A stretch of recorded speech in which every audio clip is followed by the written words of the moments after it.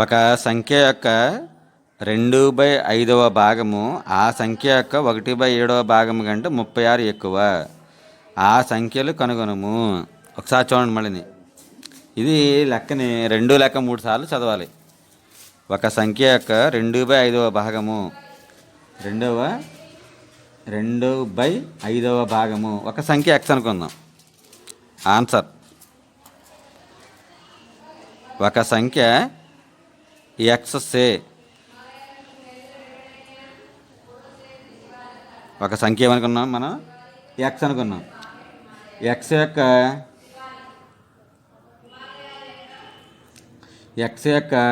2/5వ భాగము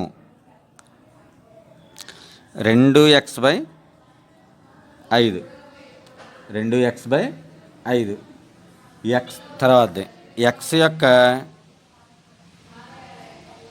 ఎక్స్ యొక్క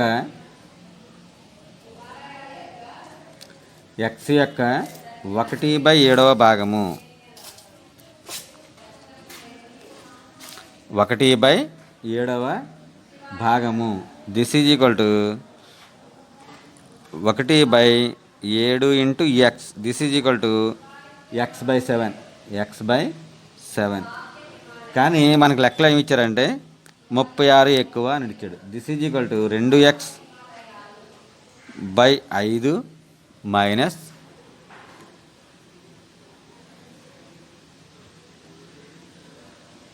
2x/5 minus x/7 is equal to 36.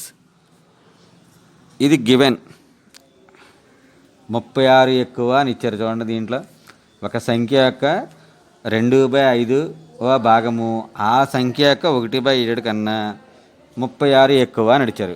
36 ఎక్కువ అన్నాడు కాబట్టి లెక్క ప్రకారంగా మనం సమీకరణ రూపంలో రాసుకున్నాము. ఎలా రాసుకున్నాం? మనం సమీకరణ రూపంలో రాసాము.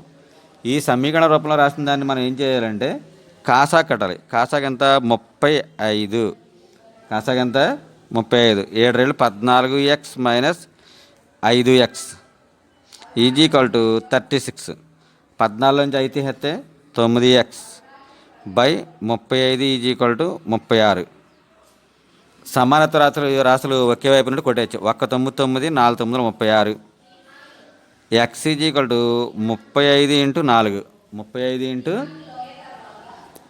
4 35ని 4తో గుణించాలి. 35ని 4తో గుణించాలి. 4 5 20 2 ఉంది. 3 4 12 12 2 14. So X is equal to ఎంత? 140 ఆన్సర్.